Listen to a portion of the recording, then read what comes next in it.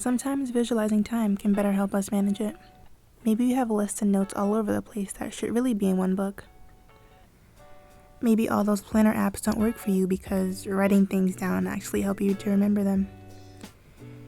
You might secretly enjoy scrapbooking or collaging, the tangible handcrafted story of you. Or you could just be a normal person with a healthy desire to get organized. So let's get started. I'm going to show you how to bullet journal. At the very least, you need a notebook and pen.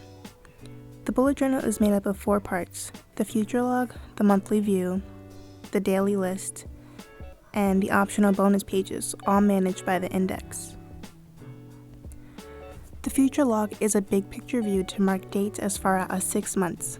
This is a good place to mark birthdays, holidays, vacation and travel dates, concert dates, and things that you know will happen far off. The monthly view is a smaller window of time to navigate dates for the current month. You can move dates from the future log here as they arrive and mark things like a work schedule, a class schedule, menstruation dates, due dates, etc. It's good to track your habits and even your spending, because the vertical layout of each element, as in the dates next to the habit tracker next to the spending list, helps you to see the progression of your habits through time. Often bullet journalers will list their monthly goals on this page too, which can be a nice way to set the tone for the new month. The daily lists are for your everyday happenings. Everything from reminding yourself to take out the trash to burying your soul on a bad day. Some journalers will add a view of the week ahead of time, which is good for more immediate planning and reoccurring things like homework and chores.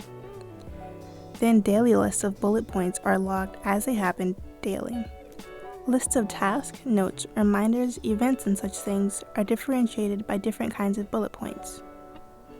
A simple example is this: a bullet point for a task, an X for a completed task, a right arrow for a task that you put off till the next day, a circle for events, a left arrow for rescheduled events, a dash for your thoughts, observations, and ideas, and a few signifiers like a star for priority task, an exclamation point for important things, and an eyeball for things that require further investigation. These marks will help you navigate your logs when looking back on the many things you add to your bullet journal, such as tracking how much water you drink and your package to be delivered from Amazon, a ticket stub from a good time, or a flower you found on the way, a cookie's fortune, or a silly drawing of blurry Snapchat faces, some sketches that pass the time, and long-winded thoughts, in-your-face reminders and stickers to jump from the page, class notes and quotes or lyrics that spoke to you at the time, ideas and resolutions before you forget them, and poems written while copying a recipe. This leaves the bonus pages, which there are literally so many ideas out there for these that I will leave it to Google and Pinterest to inspire your imagination.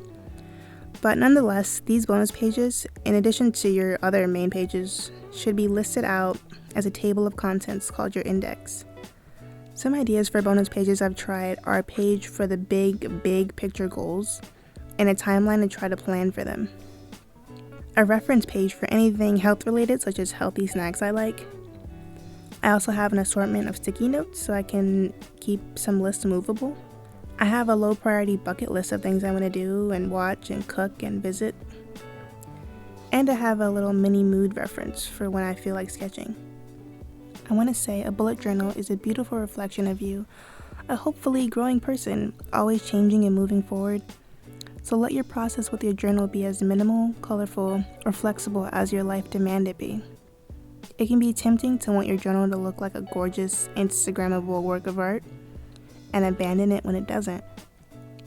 But it's an item that can be and should be just for your own enjoyment, especially if you're using it as a diary as well.